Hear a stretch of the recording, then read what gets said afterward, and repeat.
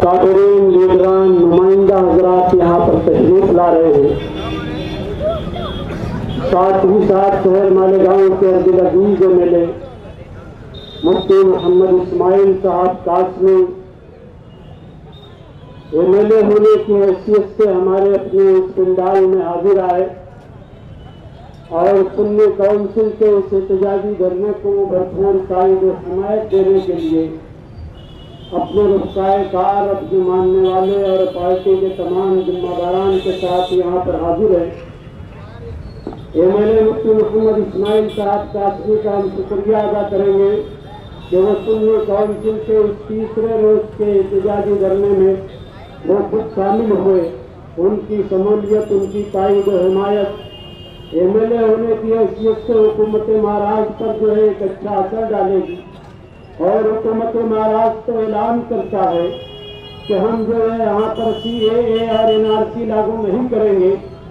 ہم ان سے بھی گزارش کریں گے کہ آپ ہاؤس میں سنی کونسل کے اس احتجاجی دھرنے سے جو آواز اٹھ رہی ہے، ہزاروں خواتین جو یہاں پر 3 روز سے جمع ہے، ان تمام خواتین اسلام کا ایک ہی کہنا ہے کہ اس کالے قانون کو واپس لیا جائے.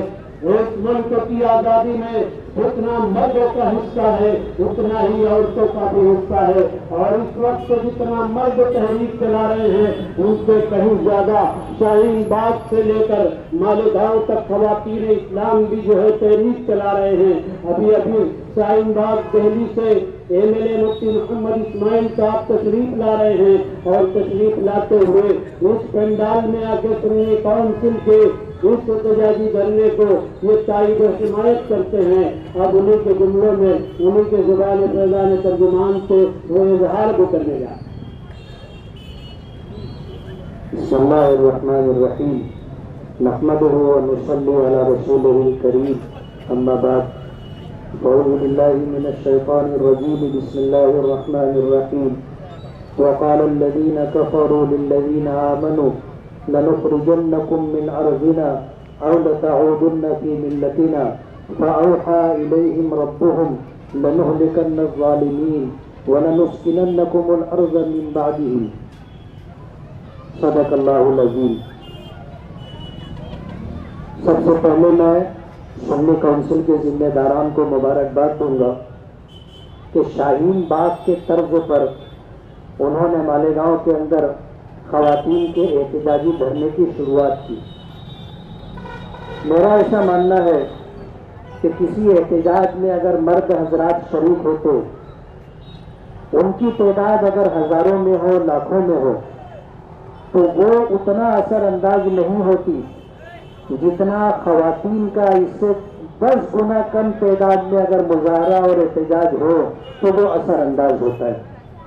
ظاہر بات ہے کہ اگر ملک میں یہ قانون جو BJP سرکار نے در حقیقت مسلمانوں کو تنگ کرنے کے لیے اور مسلمانوں کی ہندوستانی شہریت ختم کرنے کے لیے بنایا ہے، اگر دیکھا جائے تو یہ کوئی نئی بات نہیں ہے. قرآن کریم میں اللہ پاک نے اس کا تذکرہ آج سے 1400 سال پہلے کر دیا تھا کہ یہ کافر لوگ ایمان والوں سے کہیں گے کہ ہم تمہیں اپنی زمینوں سے ضرور نکال دیں گے، یا تو تم واپس ہمارے مذہب میں، ہمارے دین میں آ جاؤ. اللہ پاک فرماتے ہیں کہ ایسے ظالموں کو ہم ضرور ہلاک کریں گے اور پھر ان کی جگہ تم کو ہم بسائیں گے.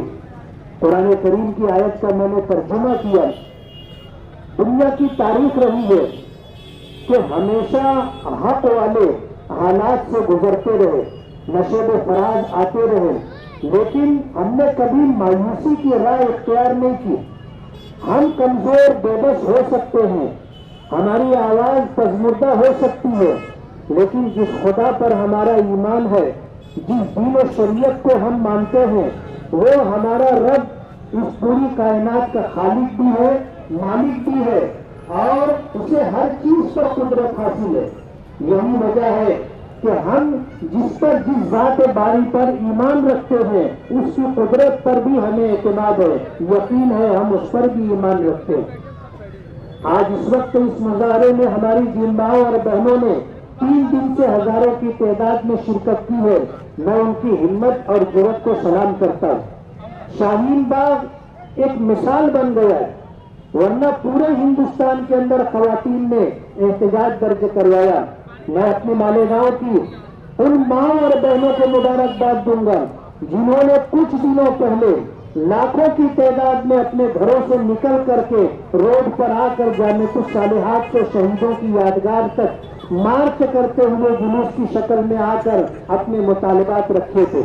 मौजूदा सरकार डर गई है और खौफ और दहशत की हालत में है। यही वजह है कि यूनियन होम मिनिस्टर का ये कहना है कि हम एक कदम पीछे नहीं हटेंगे, उसका ये कहना है कि हम ये कानून वापस नहीं लेंगे। ये खौफ की अलामत है। मुल्क भर में जो एहतजाज हो रहा है वह एहतजाज जरूर रंग लाएगा, और जिस एहतजाज के अंदर हमारी माँ और बहनों ने शिरकत की है उनकी ये शिरकत इंशाअल्लाह बार-आवर होगी। मैं सुन्नी काउंसिल के जिम्मेदारान को मुबारकबाद दूंगा कि आपने खवातीन को अपना एहतजाज दर्ज कराने के लिए शाहीन बाग के तर्ज पर आपने यहाँ पर एहतजाज का सिलसिला शुरू किया है। इस सिलसिले में मैं आपसे ये कहना चाहूंगा कि इस प्रोग्राम को कामयाब करने के लिए हमारी माँ और बहनें बड़ी तादाद में आती रहेंगी। आप बिल्कुल हिम्मत और हौसला ना हारे, हमें यकीन है कि इंशाअल्लाह ये कोशिश बार-आवर होगी। शहर के नुमाइंदा होने की हैसियत से मैं सुन्नी काउंसिल के जिम्मेदारान को इस बात का यकीन दिलाता हूँ कि इस एहतजाज में और CAA और NRC के इस सियाह कानून के खिलाफ मैं कदम ब कदम शाना बशाना आपके साथ हूँ। मेरी ये दुआ है कि अल्लाह ताला आप लोगों को कामयाबी अता फरमाए। बहुत बहुत शुक्रिया। अल्हम्दुलिल्लाह, सुन्नी काउंसिल ने गुज़िश्ता दिनों इलेक्शन में मुफ्ती मोहम्मद इस्माइल साहब MIM को ताउन दिया था, तायद दी थी। एक उसे नुमाइंदगी की बुनियाद पर MLA मुफ्ती मोहम्मद इस्माइल साहब कासमी और मुस्तकीम लिग्गती साहब, मौलाना जाहिद नदवी साहब, कारपोरेटर अमीन अंसारी साहब, ईदी अमीन साहब, जनाब मौलाना मसूद साहब, जुल्फ़िकार शेख साहब, खालिद सिकंदर साहब और दिगर उनके साथ जितने रुफ़क़ाए कार आए, सबका मैं बहुत बहुत शुक्रिया अदा करता हूँ। सुन्नी काउंसिल के सदर हाजी मोहम्मद यूसुफ इलियास साहब की जानिब से और तमाम जिम्मेदारान की जानिब से कि ये इसी तरह बराबर नुमाइंदगी करते रहें। और हमारा अपना मुतालबा है सुन्नी काउंसिल का कि MLA मुफ्ती मोहम्मद इस्माइल साहब कासमी जो है हाउस में ये तजवीज़ लाएँ कि NRC और CAA जो है वो महाराष्ट्र जो है इसको नामंजूर करता है और हाउस में मंजूर होकर जो है वो सेंट्रल गवर्नमेंट की तरफ ये तजवीज़ जाए कि महाराष्ट्र गवर्नमेंट भी जो है इसे नामंजूर करती है। तो जैसा कि कारपोरेटर सानहीन की तजवीज़ पर महानगर पालिका मालेगांव में तजवीज़ मंजूर हुई, हमारी जानिब से यानी सुन्नी काउंसिल की जानिब से हम ये मुतालबा करते हैं कि MLA मुफ्ती मोहम्मद इस्माइल साहब हाउस में जो है ये तजवीज़ रखें और इसको पास करा कर जो है सेंट्रल गवर्नमेंट की तरफ भेजा जाए।